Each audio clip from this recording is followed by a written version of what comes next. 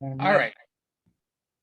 So I had to cut everybody off, but so we got about 37 people. I think we're just going to get started. I'm just want to do a quick introduction. Every year we do a business workshop. Last year we did it with Wayne as well. A ton of positive feedback. So maybe just in the beginning, if you can you just mute yourself? Yeah. So we don't have outside noises when we're trying to get started. Last year, Wayne did the business planning, and we had a lot of terrific feedback. So I thought, who better to do it again than bring Wayne back? So without any further ado, most of you already know Wayne, but Wayne Fredrick, you're up. You're too kind, my friend. Good morning, everyone. I hope you're doing well.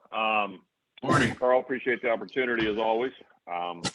Not as good as being live, but second best thing, and we're actually going to talk about that here in a while. So thank you so much for taking time out of your morning to be with me. We're going to go about an hour, and I want to lay out. I would just as a kind of an opening. I want to tell you that setting goals is easy. Business planning is easy. Mathematics is simple. Having the right mindset, though, to implement the program the path that you decide to go down, that's the hard part, right? It's all a mindset issue. I will tell you, everyone that's looking at me right now, I will tell you that whatever you want to set out as a goal, you can do it. The question we have is, what does it take for you to be consistent? Because we know that's absolutely 100% the key to this whole deal. And so I want to try to help you with some mindset this morning. I'm going to give you a very simple business model toward the end for you to work your way through. I know Vic has sent you some workbooks and things like that. And then you can sit down with Carl, Olivier, Jason, whoever, and really have somebody kind of check the mathematics and then start implementing the things that your mathematics tell you need to do. So with that slight little opening, let me share my screen and we will get rolling. Okay, Carl, give me a thumbs up. I'm assuming you can see that. That'd be correct, my friend. All right, thank you. Hold on, I got to make one little move here. Sorry, I wasn't totally prepared.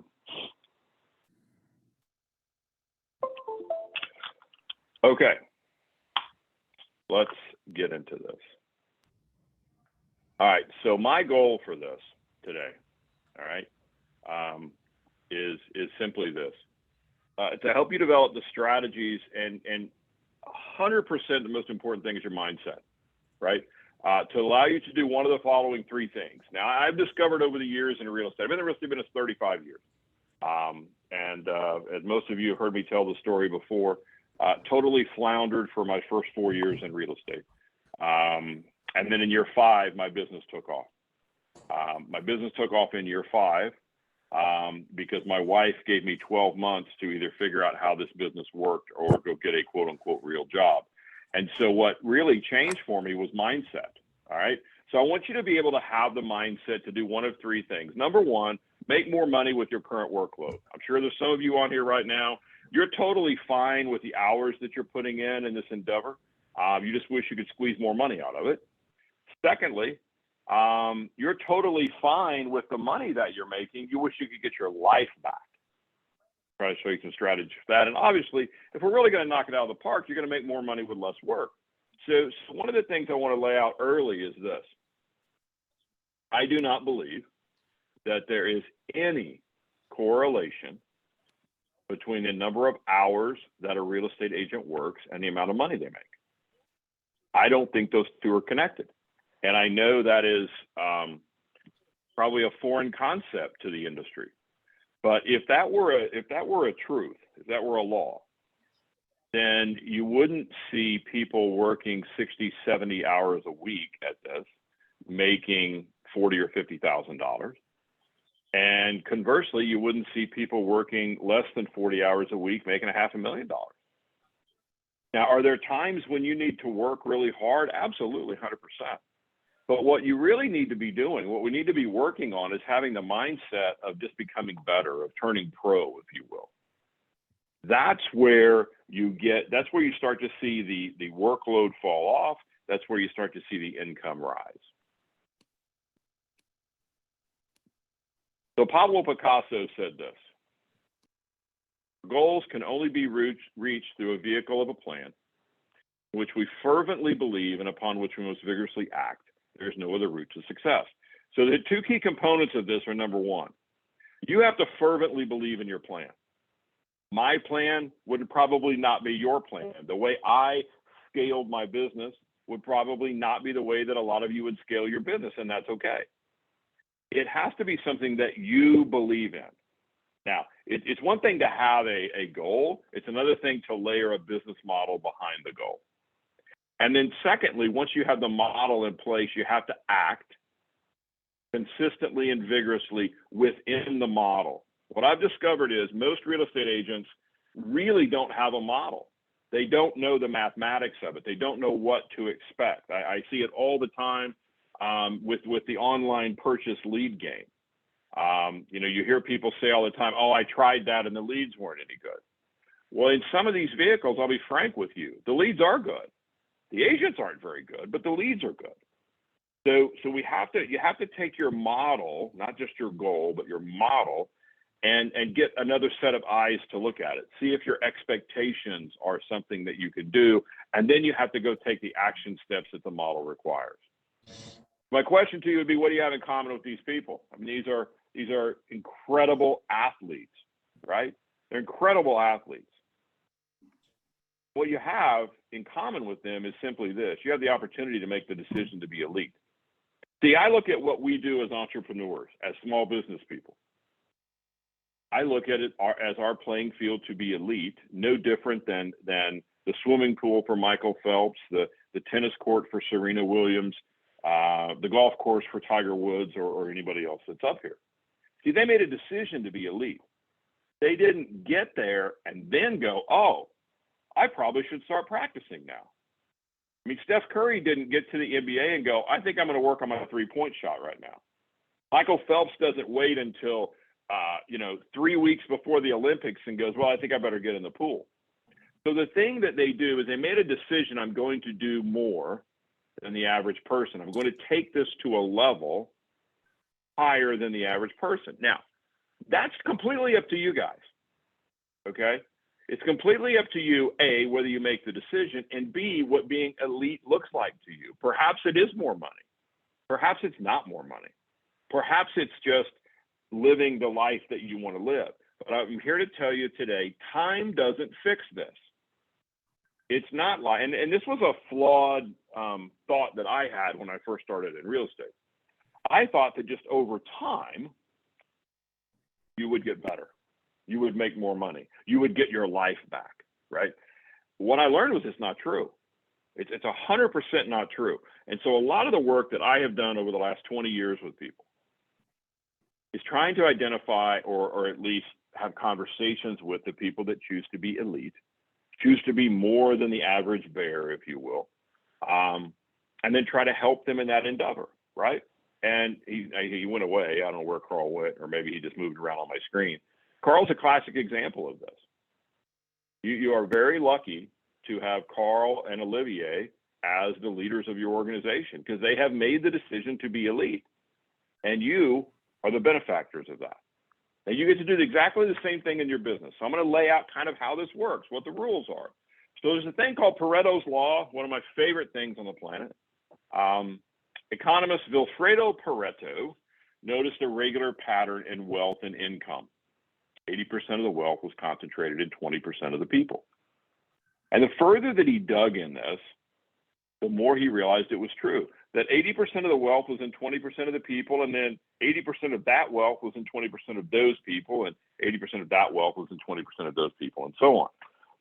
Well, that is really playing out in the real estate industry today. We are seeing a smaller and smaller group of people take down very large blocks of the business, all right? Now, this is just a law. The 80-20 principle is a law. And you will wear 20% of the clothes in your closet 80% of the time. You will walk on 20% of your carpets 80% of the time. You will eat at 20% of the restaurants 80% of the time. And when you order from the menu, it'll be 20% of the menu 80% of the time. This plays out every time I come to your fine area, because we always go to Steakhouse 85. That is the classic example of the 80-20 principle. All right. Now, here's the thing I want you to understand. 80% of your income truly does come from 20% of your activities. Bigger one is there's 20% people and there's 80% people. Now, the 20%ers of the world, what's the difference? They simply think differently than the masses do. The other thing that I will tell you is this. When you are in the field every day, you need to be constantly making the decision, is this a 20% person I'm dealing with, or is this an 80%er? 20% people you want to get close to always. You want to show them tremendous value. 80% people, quite honestly, you want to get away from. So every time you get a lead, from whatever source you're getting leads from, every time you get a lead, please understand they're not equal. 20%ers in there. There's also some people that you probably shouldn't try to do business with because they're not going to do anything. You can't overestimate the unimportance of almost everything in life. The word priority came into the English language in the 1400s, and it remained singular until the 1900s when the word priorities was invented. Early on, see, we only had one priority. You had to get your one thing done. Now we try to dabble in a lot of different things, and realtors are famous for this. The question is, what's your priority? Can you get really clear on your priority? Well, of course you can. You can absolutely get crystal clear on your priority. And that's what helps you start modeling things out and putting things in place moving forward in 2022. Average adult spends in 2018, spend 144 minutes a day on social media. It's up an hour from 2012. 876 hours a year. And actually the number's higher now. I just don't have 2021 numbers, but I know it's higher because of the pandemic. 876 hours a year we spend on social media. It's 876 hours a year that we spend on something that literally didn't exist 15 years ago. And I would make the case that really hasn't really made our lives better. I'll ask a question of you. I know that when my phone tells me, I get the notification, as I'm sure you do every once in a while, that my screen time is either up or down from my average screen time. Now, I don't know about you, but when I get the notification, it says my screen time is less than my average, I feel pretty darn good about myself. When my screen time is more, I'm like, what am I doing? Why am I spending so much time scrolling through, watching what other people are doing? How do I have that much time to be able to do this? In that same 876 hours, if you were an average level reader, actually a pretty slow reader, you could read a half a page a minute on a book. And if the book was 300 pages, you'd read 87 books in a year. See, one of the things I'm going to tell you today is, and the thing that I see playing out in society right now, where a lot of the news is about the fact that we can't get people to go back to work. There's a lot of people now that are saying, oh, I don't want to go in and work 8 to 5 anymore. I want to work on my terms, and I'm going to find me a job that allows me to do that. Well, at some level, that's what we all did, isn't it? Everyone that's on this webinar today, we made that decision, and that's what attracted us to the real estate business. We didn't want to work for anybody else anymore. We didn't want someone telling us when we had to be somewhere or what we had to be doing. And I'm all about people not having quote unquote real jobs. I get it. But what I'm seeing happen in society today is everybody's grabbing a hold right now of the sexy part of this. The fact that I don't have anybody telling me where I have to be, and I get to make my own decisions and all those things. And what they're not talking about is the other side of that. See, I believe everybody can do whatever they want to do. You have to understand the dynamics of it. You have to study more. You have to plan more. You have to model things out. You have to be willing to take risks. You have to spend some money. You have to invest in yourself. So if the game plan is to sit here and look at Facebook and Instagram and TikTok and all that every day, it's great. You got time to do it because nobody's making you work 8 to 5. The backside's going to come in a couple of years when people are like, wait a minute, I'm not making any money. Please, please, please, in 2022, endeavor to study more. And if you say you don't have time, the average CEO of a Fortune 500 company reads 60 books a year. I would contend that if they have time, we all have time. So having said that, I'm going to give you 5 books that I think you should read. 4 of them are exactly the same books I gave you last year to read. I don't know whether you read them or not. I do have a new one this year. The Alchemist, classic work. Really quick read, take you about an hour and a half. It's about a little shepherd boy named Santiago. And the book simply says this: take any action step, it'll always work. It always does, always has, and always will. And then it'll get hard. And then we're going to find out how badly you really want to do what it is you said you wanted to do. The book, The E-Myth, Revisited by Michael Gerber, I believe it's a definitive work on small business. If you've never read these books, please make it your goal to read these books in the first quarter of 2022, between now and March. 5 books you got to read between now and March. Number 3 is a book called Essentialism. Disciplined Pursuit of Less, but Better. Number 4, a book called Green Lights. Matthew McConaughey. And the new one this year, I would invite you to read, is The High Five Habit by Mel Robbins. It just came out a while back. Now, I know every person on here, I know you can at least listen. You don't like to read, or even if you do like to read, you can at least listen to all 5 of these books between now and March. There is no doubt in my mind. Here's how I know you can do it. If you'll subscribe to Audible, Audible has a setting where you can listen to books at more than regular speed. All right? Now, this is my little life hack. Some people hate it. I love it. I listen to books at somewhere between 1.7 and 2 times speed. You'll shock yourself if you'll try it. If you're in your car by yourself, which we know a lot of realtors are, you can listen to books pretty fast. All right? And then you can listen to them over again, or you can go back and listen at regular speed or whatever. But I'm going to implore you in the first quarter of the year to tackle these 5 books. It'll be easy for you to do. At 1.7 speed, because Mel Robbins' voice, I'll just tell you, Mel Robbins' voice gets a little wonky at double speed. It's really high pitched. So at 1.7 speed, though, I went through the book in 2 days. Happened to be traveling in my car. I was driving a lot. I went through the whole book in 2 days. The High Five Habit, if you're only going to tackle one of these 5 books, go for the High Five Habit. She lays out the fact you need to high five yourself every morning. You tell yourself you're good. You can tackle this, whatever it is, and get rid of all that stress, all that weird anxiety that creeps into our mind. So there's 5 books for you. Because the real estate business is not consistent and requires other people, you and your activities have to be. And yet we're consistently the most inconsistent group of people on the planet. Every time I talk to agents, I'm like, well, what's the one thing you could do that would make it better? Well, if I was just more consistent, I could get there. Well, here's the challenge with our industry. Nobody can make you do anything. It's up to you. You get to decide every day. You got to make the decision to be on this webinar today. There are other people that had the opportunity. They decided not to. That's okay. But if you can layer consistency into your business and into your life, quite honestly, everything starts to change. Nobody's going to make you do it. This is an internal thing that you need to do. So the question we have to answer is, are you moving towards something, or are you moving away from something? Are you moving toward a greater, bigger goal?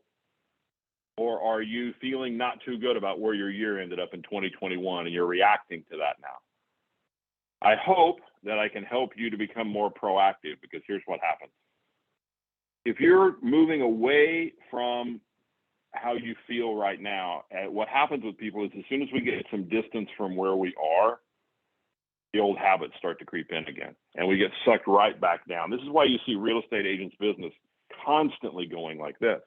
Now, we've been in a market, y'all have been in a market for the last at least year, and really fervently for the last 6 months, that required you to react. The marketplace had so much steam, it required you to be incredibly reactive. The marketplace still has a lot of steam, probably not what we saw 2 or 3 months ago. Now's the time for you to be proactive. Now's the time for you to start putting things in, and I'm going to give you exactly the areas that you ought to look at. Start putting things in to be proactive. See, both of these things work short term, but only one works long term. And obviously it's being proactive. Life is not lived at its highest level reacting to the whims of other people. Life is not lived at its highest level having to answer the phone every time, having to reply to a text message in the moment. That's not life at its highest level. Life at its highest level is planning. It's figuring out, what do I need to do in the long term for my business? What are those short-term decisions that I must make every day in the context of my long-term business model? So when you look at yourself, think of yourself as a real estate agent. I think there's 3 types of real estate agents. And number 1 is a true professional. Now, we know they're the true professional because literally across the country, I can ask any broker about their top agent. And they can immediately tell me exactly how their top agents are generating their business. And oddly, maybe not oddly, it's always coming from 2 or 3 things. See, they're not dabbling in a lot of things. They're doing 2 or 3 things very, very consistently, very, very well. They know every subtle nuance of it, and they ignore everything else. And it works. They're a true professional. I would contend that in your office, the guy that comes to mind the most is Rich Adamski with his expired work, right? I mean, Rich just gets up every morning and does the expireds. I had a great friend, Dan Sin, here in Springfield, Missouri, where I live. Dan has always said to this day, this is the greatest part-time job he's ever found. He works 15 to 20 hours a week, makes 300 plus a year. But what he does, the only 2 things that he does, he holds open houses, 2 open houses every week, 45 weeks a year. And he has 5 geographic farms. You cannot find him on the internet. He has never accepted an internet lead. He's never filled out an internet profile. He does what he does, and he does it at an incredibly high level. That's the true pro. Then we have what I call the tweeners. That's most real estate agents. They dabble.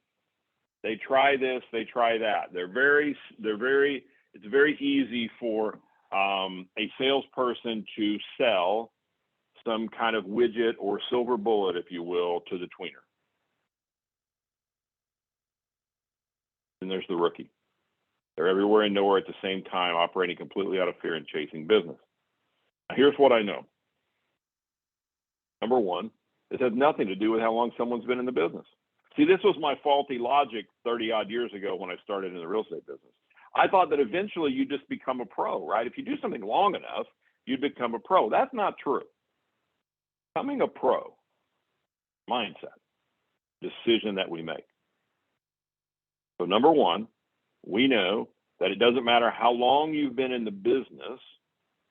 There are people that have been doing this 30 years that are still tweeners and rookies. The other thing I will tell you is this has nothing to do with how much money you're able to generate. Because I know agents who do a lot of top-end revenue, but mentally they're still a tweener, which then shreds their bottom line profit. So I'll tell you the way I look at everything.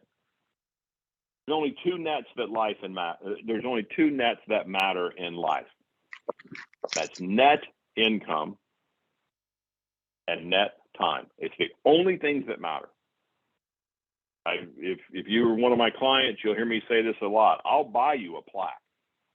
I'll get you a plaque. What do you want it to say? This is not about chasing plaques. This is about having a great quality of life and making the amount of money that you need to fund that life and go off and do the things that you want to do.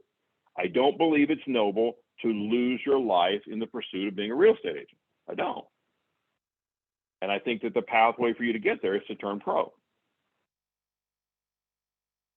So we're in the middle of a technological revolution, and yet the numbers are going to be what the numbers are at the end of the year. The average income per realtor across the nation is not going to be any higher than it ever is. It's going to run in that $30,000 range, gross income. The number of transactions agents are doing, it's not going up either. And the amount of hours an agent's work is not going down. And yet we have all of this technology. We have all of these things, all of these new ways to engage people and this, that, and the other, but the numbers are not bearing out that our quality of life as an industry is getting any better. Because Thomas Edison said being busy does not always mean real work. The object of all work is production and accomplishment, and seeming to do is not doing. We are a very, very busy industry. Life test is the hardest test you'll ever take, but it's only got one question on it. Everybody will try to help you. Everybody will try to help you answer the question, but only you can do it. There's no wrong answer. When you answer the question, the world falls into place and provides you all that you'll ever need. But what's the question? What do you want? What do you want to do? What do you want to do with your life? Here's what I've discovered in my journey, my quest of being in this industry. I have been an individual agent. I've been a team leader. I've been a broker. I've been a regional director, and then I do what I do now. At every point, as I made a pivot and a shift in my life because of what I wanted to do and what I wanted, half my friends thought I was crazy. When I was an individual agent and I built a team, individual agents thought I was on some weird quest. When I moved to the brokerage side, people thought I was nuts. Why would you go out of sales and go into brokerage? When I went from brokerage to the regional director position, all the brokers thought I was crazy. When I left a very nice salaried position, all of my friends that are on salaries said I was crazy for leaving. Bottom line is, it's between you and you, nobody else. Doesn't matter. Doesn't matter. Are you running your life is the question you really need to ask yourself. And it's a question you need to answer. I've gotten to the point personally in my life, I have what I refer to as my three-legged stool, and it becomes my barometer for making virtually every workplace decision that I make. And number one, I have to enjoy the work. If it's not something that I'm going to enjoy doing, I'm not going to do it. Number two, there's a monetary component to it. I have to be able to make the amount of money that I feel like I'm worth or that I need to make. And number three, I have to have complete freedom. And so when an opportunity arises for me, to run it against my three-legged stool, right? And that allows me to more effectively run my life. This is the same way for you. How you want to build your business, the production you want to do, the amount of money you want to make, what you choose to do with that money, this is between you and you. It doesn't matter what anybody else thinks.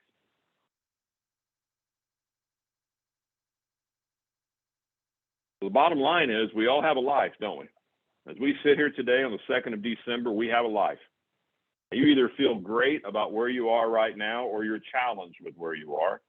Andy Andrews would tell you that at any point in your life, you're either headed into a crisis, you're in the middle of a crisis, or you're coming out of a crisis. I would say that the opposite of that is true.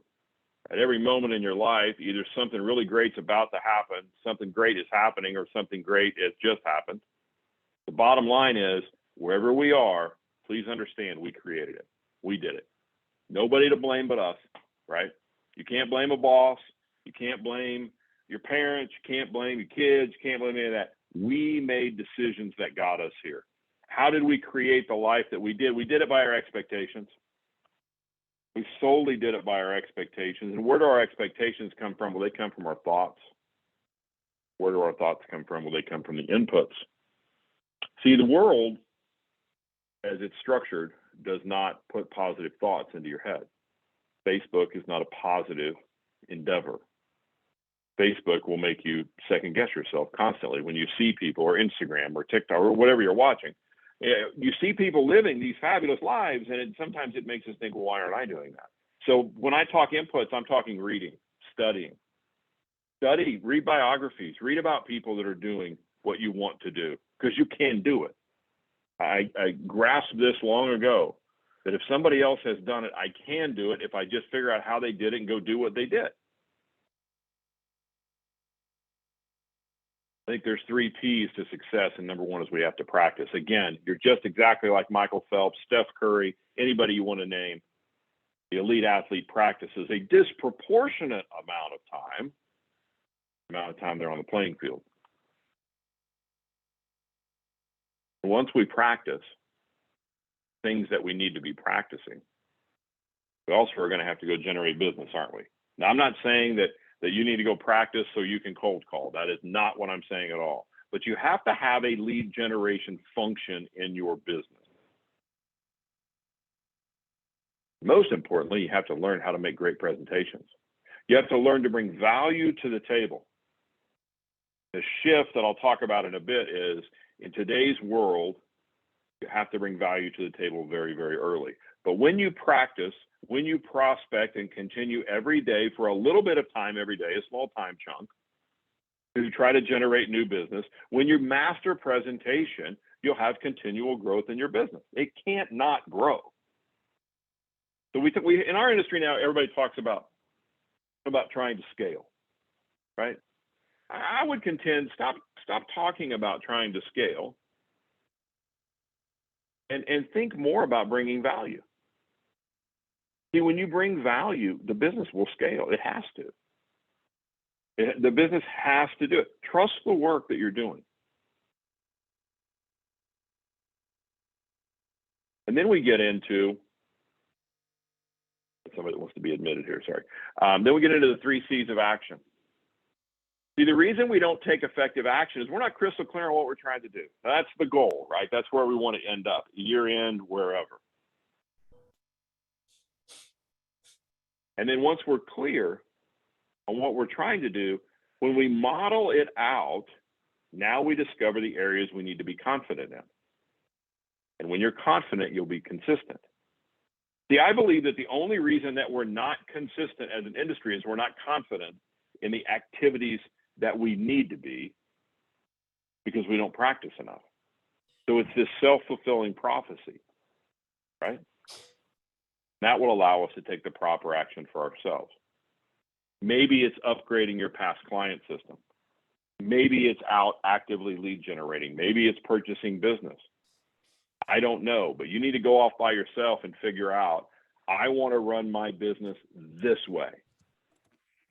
I don't care how anyone else is doing this. I want to explore this option because I think this would be fun. And then you've got to model it out and see if the math holds true. And then make sure you have the financial ability to go do what the plan says. I see people all the time. Oh, I think I'm going to start a geographic farm. So they go out and they find a neighborhood that they like, right? I really like that neighborhood. I think I'll start farming that neighborhood. And for the first 2 or 3 months, they send out, 500 postcards to these houses. And they don't get anything, so they quit. See, the goal was, I like this neighborhood. I'd like to do business in this neighborhood. It wasn't a plan. It wasn't a model. There's a model for every little section of our business. Bottom line is you'll only take consistent action on what you believe in, you're equipped to do, and is in tune with who you are. So this became my work 20 years ago, to start working with agents and brokers, helping them design business models around things they like to do.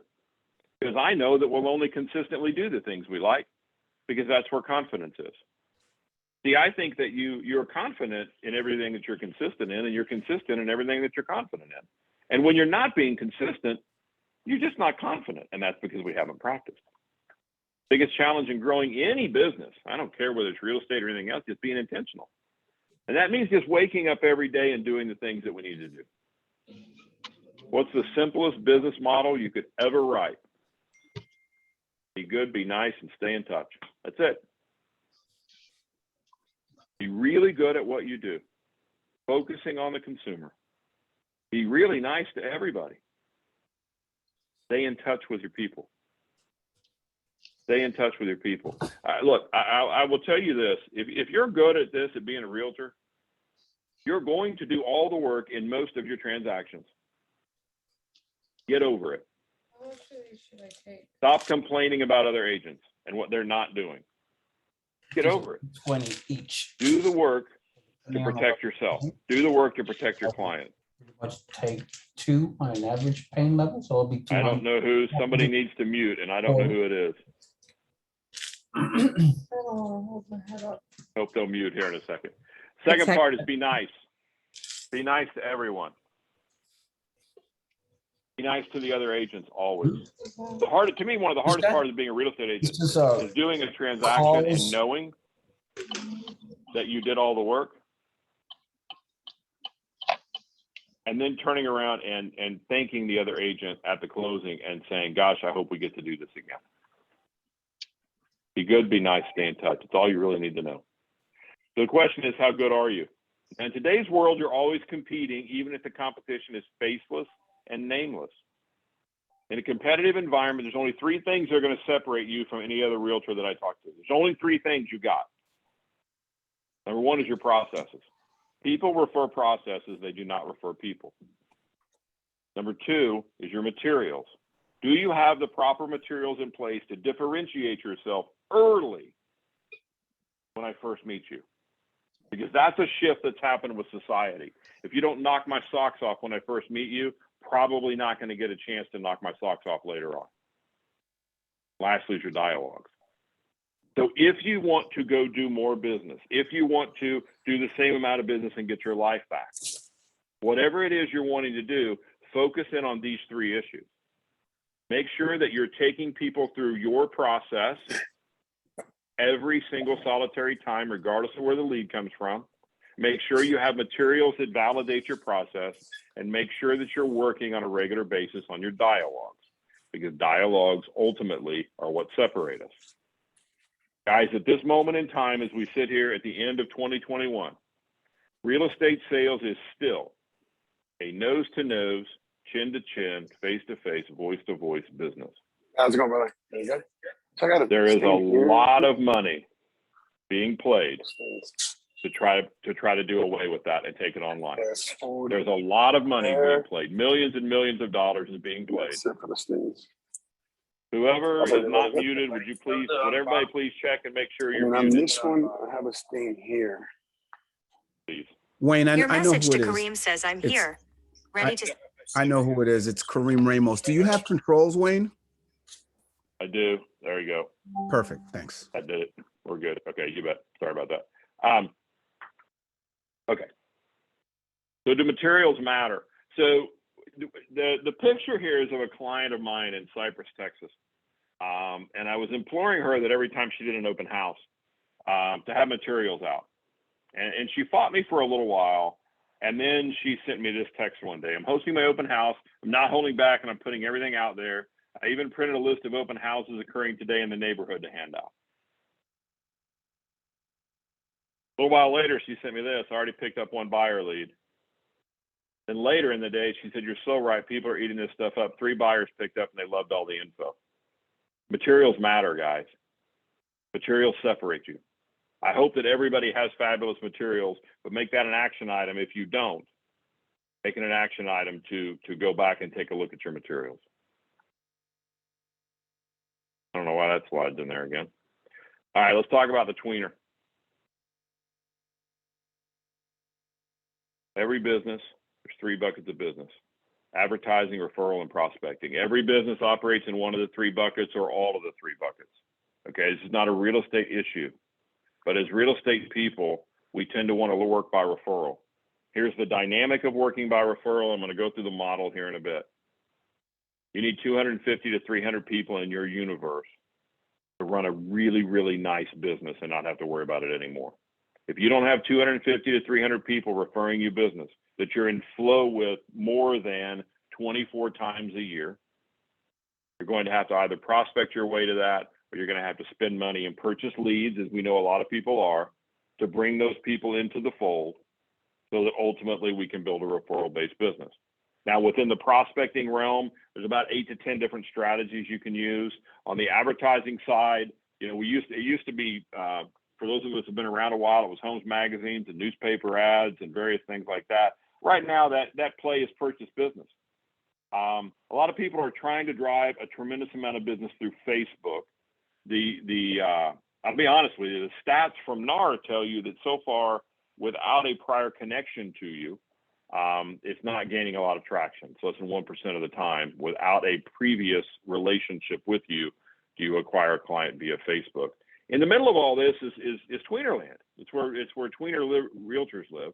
They do a little bit of prospecting, but only when their listing inventory is low, and they might buy some. Maybe I'll try some Zillow. I'll do a little Zillow. I don't want to spend more than like $200 a month on Zillow. By the way, if you're doing that, just take $200 and take it to the parking lot and burn it, because it's not going to matter. You'd be better off taking that money and doing something else with it. And I have a big database of people. How often do you contact them? Well, I need to be better there. So they're just dabbling in a lot of different things. The only issue is we're not focused. Just simply not focused. Here's the game. You guys have seen this before. We have the general public. They're outside of your circle. This is the purchase business game, right? Well, better than the general public, that's your acquaintances. Now, these people know you and like you, and given the chance, they'll use you, but given the chance, they'll use somebody else too. These are the people that we drive by a home and we're like, oh my gosh, I thought they were my guy. I sold them that house. Why is there another sign in the yard? That's the acquaintance level. Better than that is your network. They always will use you no matter what. They may or may not be referring their friends to you. And better than that are your advocates. They stop traffic for you. Here's what I know for everybody on here. When you have a closing, the next closing you have, that person is an advocate for you. You did a great job. You got them the house that they wanted to purchase. You got their house sold for them. You handled the transaction professionally. You are awesome. I am your advocate. If somebody asks me the next day, who should I use? Say, well, I just did a deal with Olivier or Carl or whoever. They were awesome. I think you should call them. In fact, let me just call them for you, because I just talked to them at the closing yesterday. Please understand, people do not stay there. They move, and they don't move closer to us. Over time, they become part of the network, then an acquaintance, and then they're back out to the general public again. Guys, this is the play that the third parties are making right now and have been, and we're helping them build the machine, right? They're banking on the fact that they can get people to go to them rather than you as the agent that they dealt with, and then they'll sell the lead back. Or they'll just take the lead and go do something else with it. The principle of priority states you got to know the difference between what's urgent and what is important, and you must do what's important first. What is the most important thing that you can do? What is the line in the sand if you're a real estate agent? That's to create raving fans. Do you have a closed Facebook group for your people, where you interact with your people? This is the same client that I just showed you.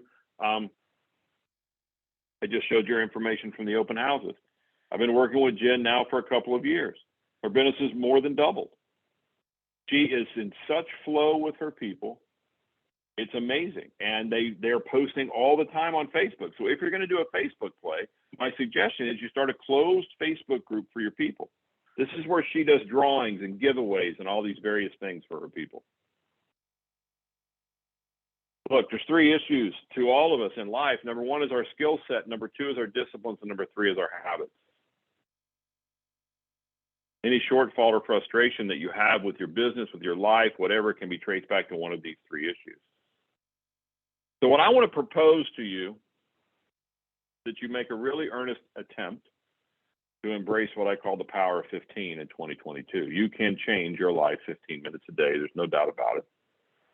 If you'll spend 15 minutes a day practicing, you'll spend 15 minutes a day writing notes to your past clients. If you'll spend 15 minutes a day working on your marketing materials, if you'll spend 15 minutes a day doing whatever it is your model says you need to do, your life will change.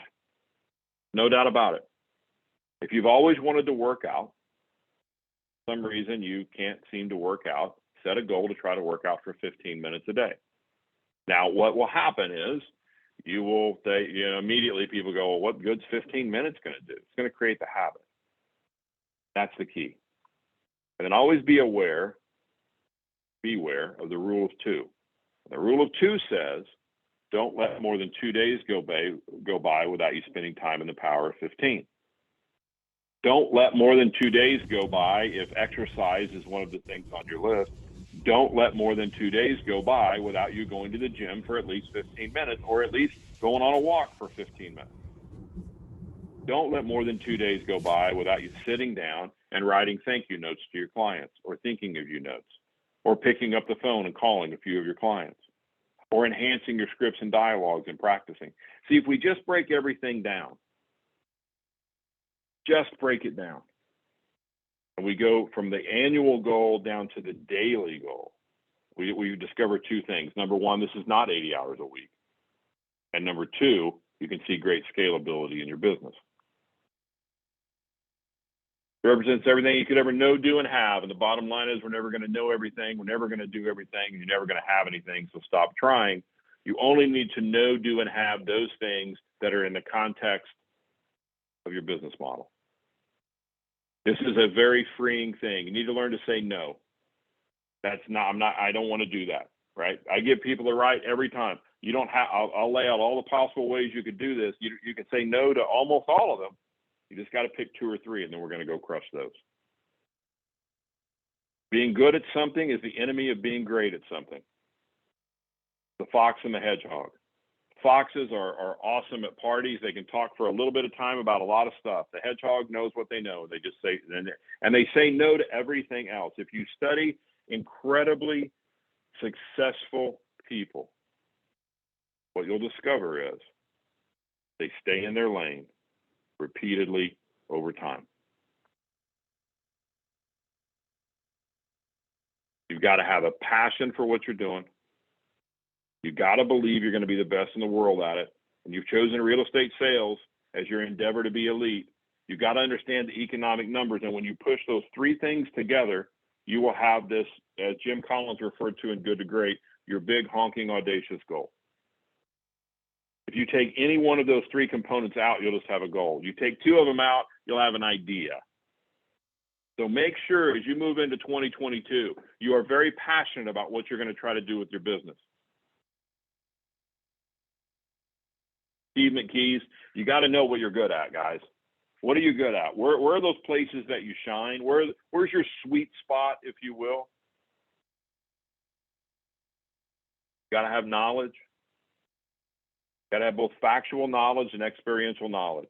If you're, and I said this to somebody the other day, if you're in that purchase business world right now, if you're out there taking Zillow leads or Trulia leads or Realtor.com leads or whatever, you know basically what zip code they're coming from. So every morning, one of your 15-minute things should be look at the brand new listings that are in that zip code every single morning, because if you think about how the consumer does this, they're going to call you. You're going to get the leads on the houses that just hit the market. Got to have the reality habit, and that really deals with just your presentation skills. How good are you really in a competitive environment? Because if you desire to do more in your business moving forward, you're going to have to expand, and you're going to have to probably compete, and you have to have a real serious look at how your materials, how your processes stack up in a competitive environment. You must focus. You must be consistent. The biggest thing of all is you need other people. And this is a huge, huge competitive advantage you all have by being with the organization that you're in. I talk about this company to all my clients all over the country. They probably get tired of hearing about you guys. You are so lucky to have the leadership that you have that does exactly the things that I'm talking about on here today. You desperately need other people. You have the vehicle to engage other people, really, really talented, smart people, to help you with their business, with your business. And they will do that. The only thing you have to bring to the table is the idea and the model and the want to, if you will, right? Talented people, it's really simple. Motivated, take initiative, they have desire, and have a bias toward action. That's all you have to bring to the table. And then you go sit down with someone that you respect and you say, I'm thinking about doing this. We'll sit down, let's chat about it. Need other people. Only 20% of the global workforce feel their strengths are in play every day. I just had a conversation with somebody yesterday about this. The flawed deal is that you think your growth comes from sucking it up and getting really good at the things you're not good at. That's not true. What is true is Each of us on here today have talents that are enduring and unique. Each person's greatest room for growth is in the area of your greatest strength, not trying to shore up your weaknesses. Use the professional athlete analogy again. Who makes more money? Closer in baseball or the utility infielder? Who works more? Closer in baseball or the utility infielder? We can make the case the utility infielder is actually more talented because they can do so many different things. Closer in baseball only has a couple of pitches. They only work 2 or 3 days a week. They make a lot more money. You can take that into the medical field and look at the general practitioner versus the highly skilled surgeon. You can take it into any arena that you want to. Growth comes from your strengths, not from trying to shore up your weaknesses. 6 things you got to make sure that you understand. You got to understand your personality and where you're comfortable. Got to have your business model. Got to be crystal clear on what you're trying to do, guys. Got to be confident. Have great materials. Be consistent. And if you have the first 5, you'll get the 6th one. Only consistently do the stuff you enjoy. I just saw a quote yesterday from Bernhard Langer. He's a golfer, for those of you that are not golfers. But it was a quote. He just won the Charles Schwab Cup on the senior tour at 65 years old. And he made this comment about, I'm so lucky that I get to do what I love to do. I think the key to life is just doing what you love. And it's so true. You'll only consistently do that which you enjoy. You'll overestimate what you can accomplish in a year and underestimate in 10. You'll overestimate a month. You'll underestimate a year. You'll overestimate a week. You'll underestimate a month. You'll overestimate what you can do today, but you will underestimate what you can get done by next Thursday. Break everything down to its smallest level. 3 key people. Number 1, you need a consultant. That's just someone that's not in the real estate industry.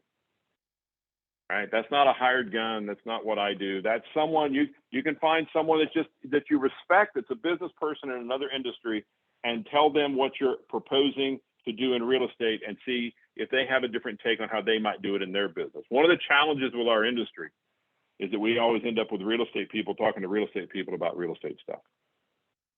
You need to have a mentor.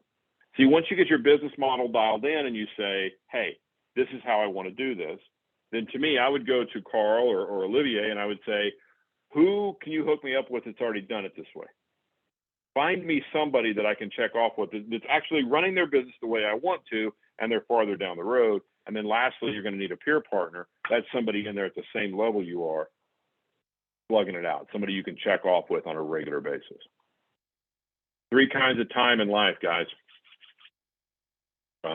This is huge. That's playtime, pay time, and prep time.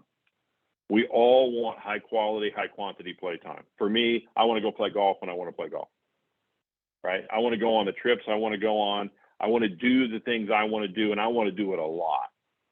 We all want high quality, high quantity playtime. What we don't seem to understand is that the quality and quantity of your play time is directly proportionate to the quality of your pay time. I will tell you someone that understands this is Carl Sanfilippo, because we talk about it a lot. The quality of your pay time, quality time, leads to higher quality and quantity play time. But here's the real one. Quality and quantity of your prep time leads to the quality of your pay time. The time is a really bad lever to try to use in real estate, right?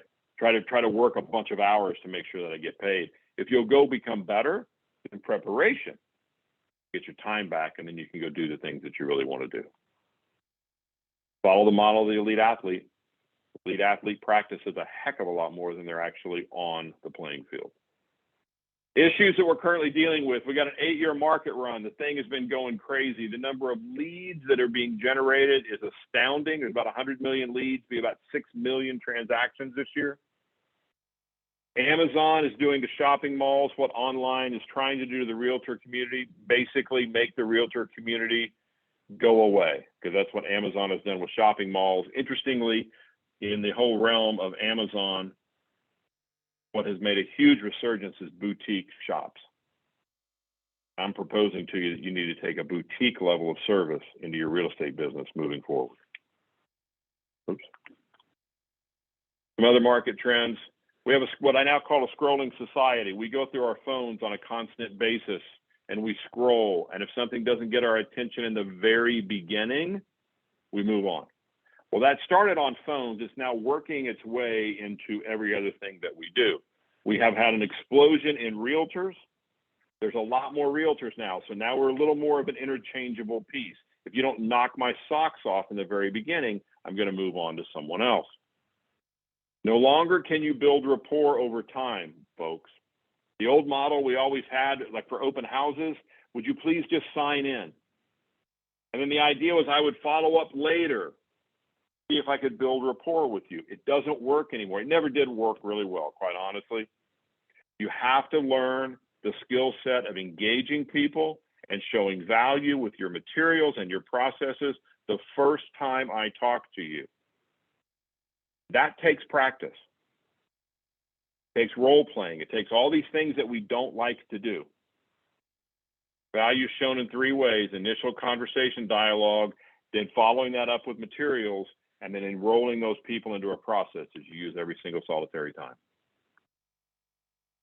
Trend number two is communication paths. I believe that this industry right now is bifurcating, both on the brokerage side and on the agent side. I think you're going to have a lot of people that are going to go cheap. I think we're starting to see that now. And then you're going to have a few people that are going to step up and become trusted advisors.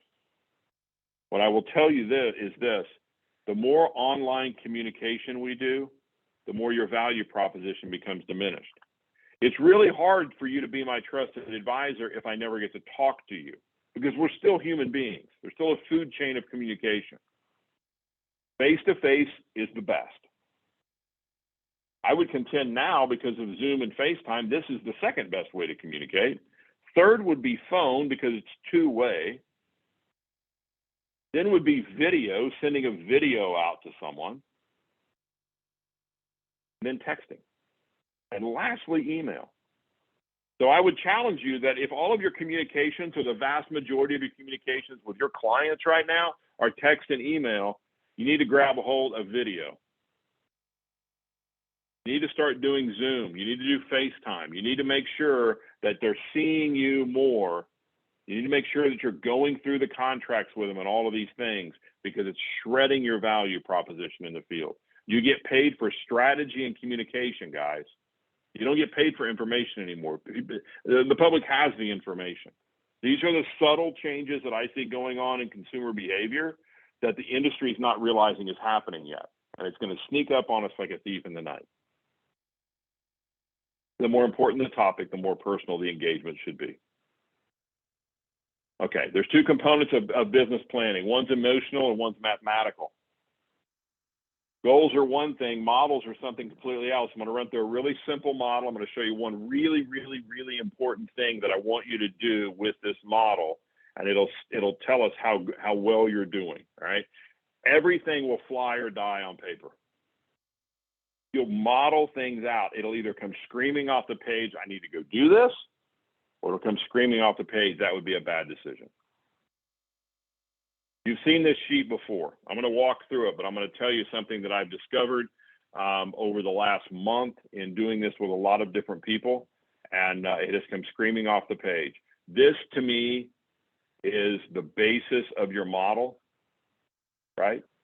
So let me just go through it with you. Let's say you want to make $200,000 a year and your average commission rate's 3%. You're going to obviously fill in your own numbers. Let's say your average sales price is $150. I know where you guys are. It's much higher than that. But in this model, I would need 45 transactions. Now, the cornerstone for all of us, network.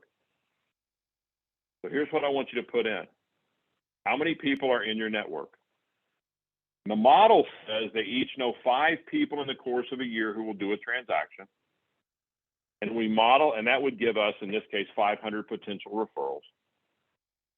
And we take a 5% conversion rate on those people, and that would tell you that 100 people that you're deeply in flow with will yield you 25 transactions. Now, let me tell you what's happened to me in the last 2 weeks.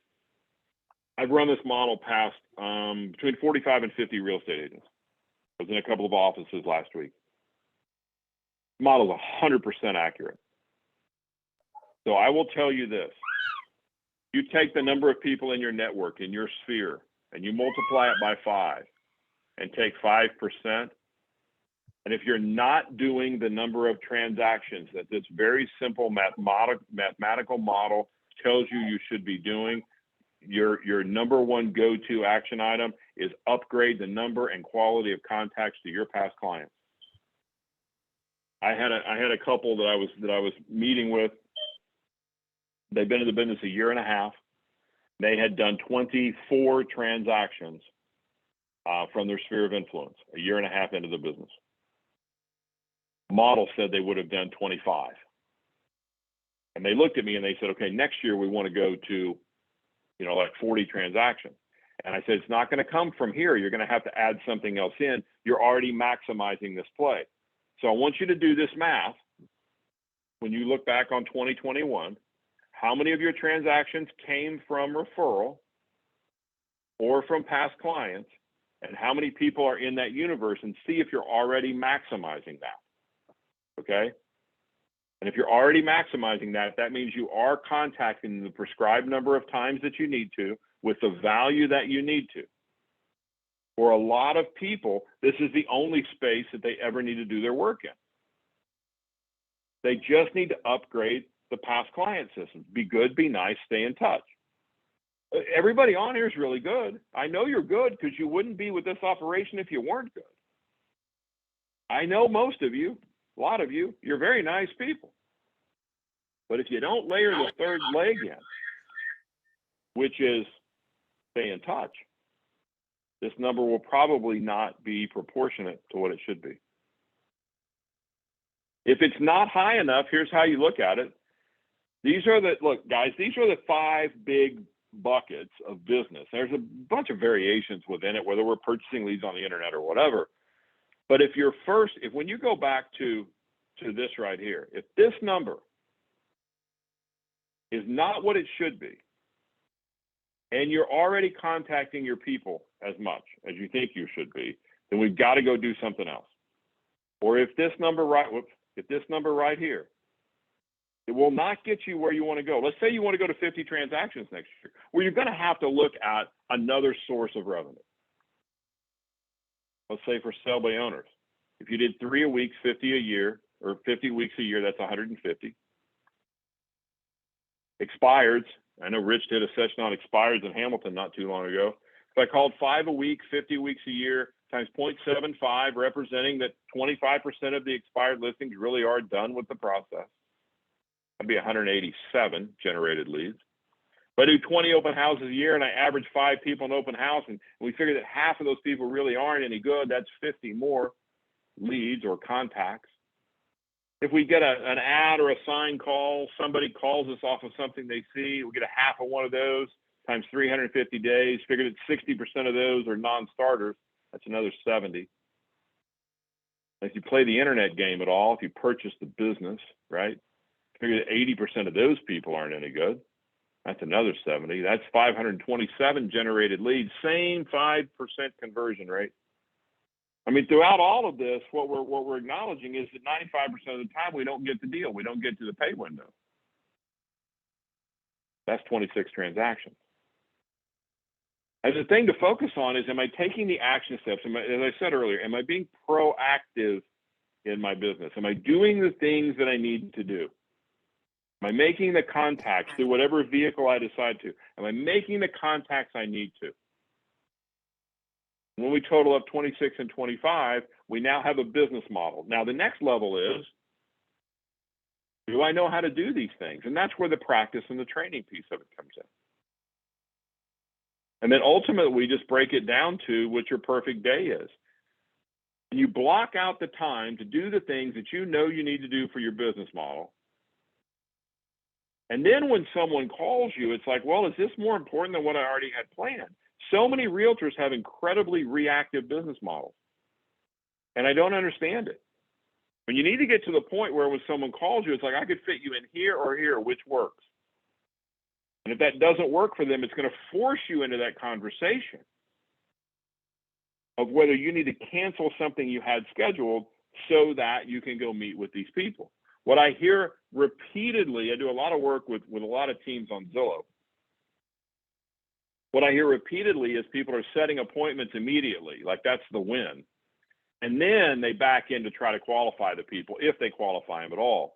And I'm asking everybody to flip it on its head a little bit. Make sure that you're not working with someone, that you're not spending your time with someone that's not going to be able to do a transaction. And I think that the very simplest model of all is, do they have a desire to do something? Every person that you meet, do they have a desire? Do they have the ability? Are they paying cash or getting a loan? And if they're getting a loan, have they already been into a lender? If they have the desire and they have the ability, would they like some help with the process? Because not everybody wants help. You're going to find people that they don't want anybody to help them. They want to do it on their own. And you need to just exit stage left and move on.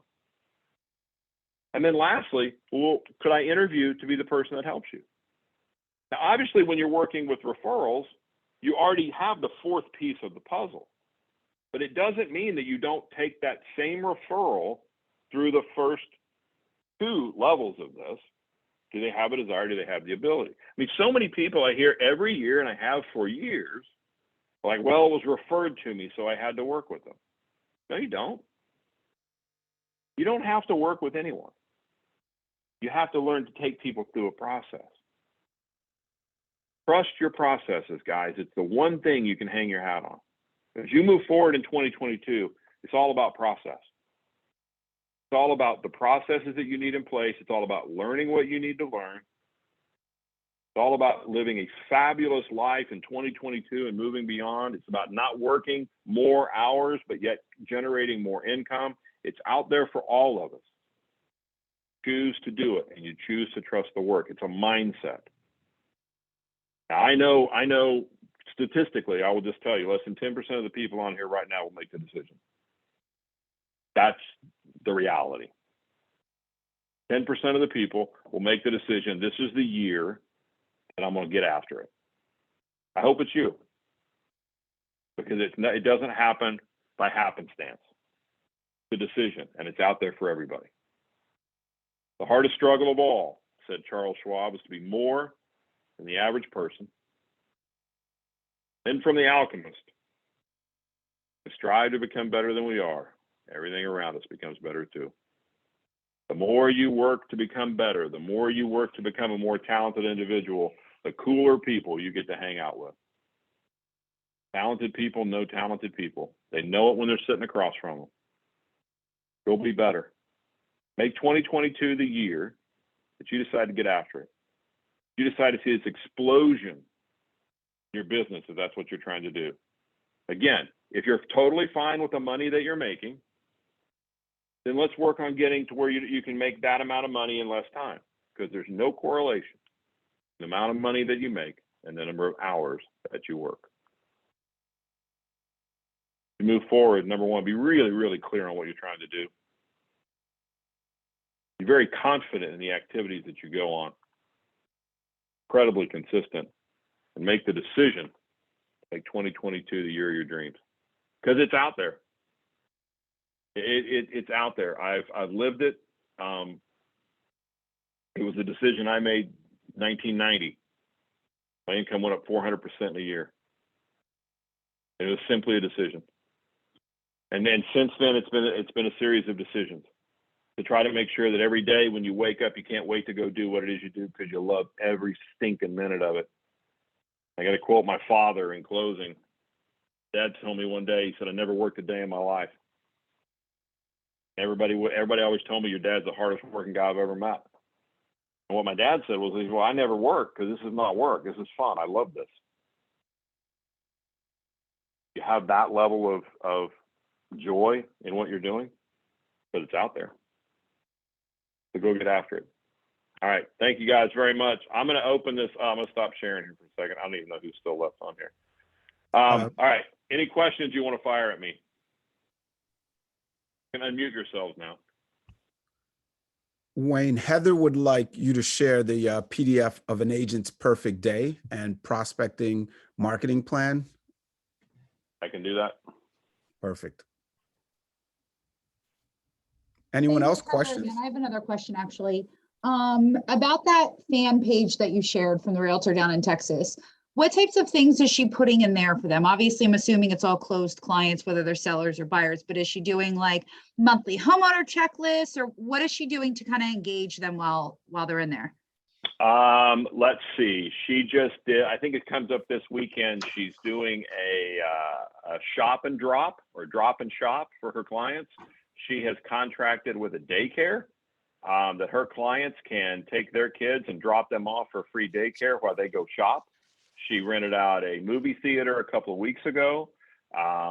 She did a deal recently with, I don't know, you come by and get a quiche. She didn't do the pie thing that everybody's doing. She said she wanted to stay away from pies, right?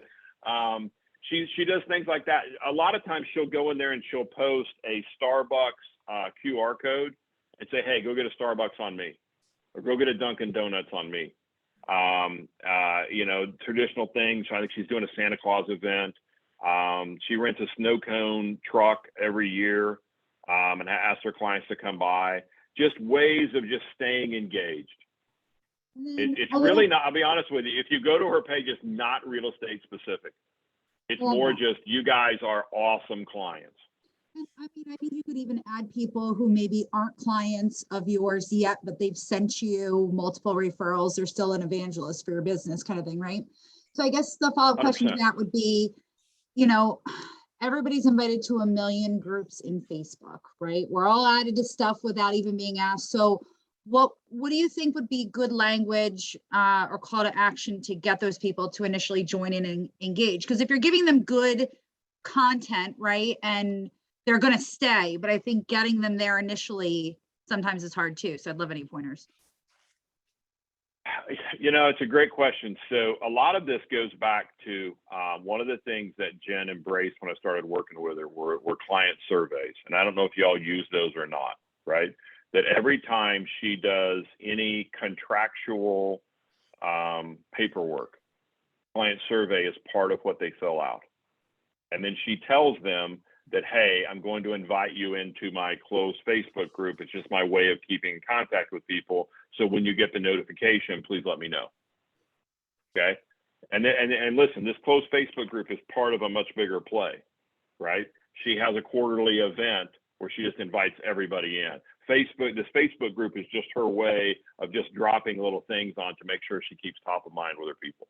It's been massive. I think it's fabulous. And next year's, all of my marketing money is focused on Sphere. So so it's interesting that you're talking about focus and stuff, because it's exactly what my goal is. Money doesn't go anywhere unless it's touching my Sphere next year. And I think this is a great way to do it too. Thanks for sharing it. Yeah. And guys, listen, I'm going to tell you something seriously. It's the line in the sand. I firmly believe this. If you don't shore up and massively take your Sphere to the boutique experience, you're going to lose your people. I don't know of another way to say it. There's a lot of money being played, and it's working. I don't know if I'll give you an example. Have you all seen the ads for Ideal Agent on TV at all? You've seen those ads, the listing ads, Yes. right? And basically the whole premise of the ad is we saved tens of thousands of dollars by dealing with Ideal Agent. So I have a client who shall remain nameless, but I have a client that signed up for it just to see what it was. Like, I'm going to go play around with this and see what the deal is. That was 3 weeks ago. Had 20 listing appointments in the last 3 weeks. Holy shoot. Yeah. Scary. Very scary. Right? It's a discount model. He's like, I don't like it. I wanted to see what it was, but he goes, this is scary. Now, this guy runs a team. Okay. I'll give you a little history on this cat. Got a 20-person team. They will close right at 400 transactions this year. And we had a very serious initiative over the last year. One was to upgrade for all of his people their dialogue on accepting online leads. He has a relatively large Zillow play, about $7,000 a month. We've been able to take his Zillow closed transactions by simply working with his people on dialogue. We've been able to take his closed transactions on Zillow from 30 last year to 55 this year. We've also focused in on utilizing the spheres of influence of his team members, which he wasn't doing before. He was doing a pretty good job, but the team members were just kind of the team members, and we made this focus to really do it, increase the transactions by 100. And so this is the line in the sand for everybody. Boutique level service. Why do you go to a boutique? Because they know you. They curate clothes for you, right? When you go in there, they know you by name. They know what you like. They might be calling you when something new comes in that they think you would like. That's the level of service that we have to start providing, because Amazon has already done it to shopping malls, and the third parties are getting more and more eyeballs. I mean, I hate it. I believe that technology is going to do to the industry, honestly, what the industry never does want to do for itself, and that's raise professionalism. And I don't know if any of you are NAR directors and huge NAR fans. If you are, mute me right now for what I'm about to say. NAR talks a really freaking good game of professionalism, but they don't want a few professional real estate agents. They want a whole bunch of people paying dues. And it's affecting the top people in the industry. So there's my non-politically correct speech. So anyway, focus on past clients, guys, and use that little model because it's pure. We had one guy that was outperforming the model. He actually had a 7% conversion rate on his people. But when we contrasted the number of people to the number of contacts that the agents were making, the model held true. So that's a really quick way to see how you're doing with your past clients. Okay. Again, take the number of people that are in your database times 5%. That should be how many transactions you're doing from past clients. I just ran talking to Jane Mueller on Tuesday, and we ran hers through this, and it was there. I'm like, well, you're crushing it. You got 400 people, did 100 transactions strictly by referral.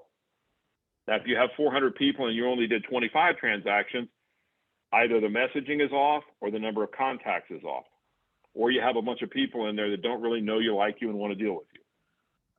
That's to me where the core. Well, I had that happen. I had 1,450 people in my database. Long story short, when I ran a little model to try to figure out who really liked me, 1,100 people didn't like me all that much, and I had to get rid of 1,100 people out of my database. But I burrowed in with the 356 that were left, and my business doubled in 12 months. Right? We tend to get these stinking big databases of people that are like bad phone books, and it's just, we need to stop. Just winnow it back down, upgrade the quality of content, do a Facebook page, all that good stuff, send videos. Okay. Sorry, I got on a rant. Any other questions? Hey, I want to chime in a little bit on Heather's question, not to continue on the same one topic, but Heather, the one thing you can do is you can control your actions. So you can control that you're inviting all of your past clients. You can't control how many actually subscribe to the group. So kind of don't worry about that. Just take control of your actions, which are, I am inviting them. And what I've seen also from a couple the same agents, thing this week in humanity and life. So you're not wrong there either. Exactly. Thank you. One other thing I saw is once you have this group, you can help people in the group network together. So if you have an accountant in the group, if you have a mechanic in the group, so it's helping each other and you're creating this community. And last but not least is just promoting community events, right? Because a lot of times people don't know what's going on. And part of your role is to be ingrained in the community, to look at the town's page online to see what events are scheduled and put that out there. And also it's a way to say, hey, I'm going to be hosting an open house. I'd love to see you guys, not about the house, but just pop in and come visit me. Or I'll be downtown this weekend at the sidewalk sale. What time is anyone planning to go? Be great to connect, right? It's about that community that you're building with them. So there's a lot of warm and fuzzy stuff like that that you can do once you create this group. So just take action and invite them. Don't worry about the messaging so much. Just take action. Yeah, it was interesting when I had a database of 1450 and I went on this quest to find out who really did know me, like me, and wanted to deal with me. People that I had would not have thought were real advocates for me showed up to be massive advocates. Other people that I thought would be didn't really like me very much anymore, apparently. And my database was a mess. I mean, it's a horrible story. I had 4 times when the new wife crossed out the ex-wife's name and wrote their name on and sent the survey back in. I had one couple that took out a red marker and said, we wouldn't recommend you to a dog, and sent the survey, sent the survey back in. Because there was a drawing for dinner. I guess they thought they were going to win. They didn't win the dinner, by the way, the people that wouldn't recommend me to a dog. But it was this database creepy thing, or database creep, that happens to us. So I'm a proponent of keeping the database small and tight and really loving all over the people. And I agree with you, Olivier. You were going to make every attempt to try to pull you in closer. But like my dad, as an example, would never be an advocate for anybody. He just wasn't wired that way, right? So a lot of people won't participate, but Heather, Olivier's spot on. Do your part and invite them. Make it cool. And when people start posting about how they won this, you know, thanks for the Starbucks, this, that, or the other. What Jen does put in there, it's always, you know, when you go by Starbucks, be sure and take a picture of yourself with the Starbucks with the hashtag Cypress Best Realtor. And these people do it. It's just awesome. They're like, you're the greatest. Somebody posted just literally on her Facebook page the other day. I just want to tell everybody that Jennifer Dodds is the greatest real estate agent on the planet. Not within the group, just on her Facebook page. So anyway, all right. Any Can I other ask questions? a quick question? Yeah. Yes, ma'am. What Olivia was saying is my client database, I'm not in a specific community. I'm all over the place. So I'm kind of confused on how I would promote it's a fantastic idea, but I don't know how to promote, since my clients are in a very large area. They're not in a specific farm, a specific community. Any suggestions on that? Well, from the Facebook page perspective, Yeah. I would just, if you don't have the ability to add that leg in that Olivier said, I would just make sure that you follow Jen's model, which is just, you just love on your people all the time. Probably a lot more Starbucks giveaways and things like that. Okay. I mean, that's really all this thing is like you're being thanked continually just for being in my inner circle. That's Okay. really what it is. Yeah. Okay. Thanks. All right. Okay, guys, thank you so much. I appreciate it. I got to run. I will, if Vic's still on here, I don't know if she is or not, I will send you the recording later today, those of you that want to watch it again. Fill out the prospecting sheet, guys. Sit down with Carl and Olivier. Get your model in place. Get the materials that you need. If you want me to help you or don't know what I've been talking about, send me an email. Olivier and Carl got my email. They got my cell phone. Text me. I don't care. I'll help you any way I can. Have a great day. I got to catch Thank you, plane. Wayne. See you. Thank you. Thank you. Thanks Bye, for guys. Have a good day. Bye-bye. Thanks, Wayne.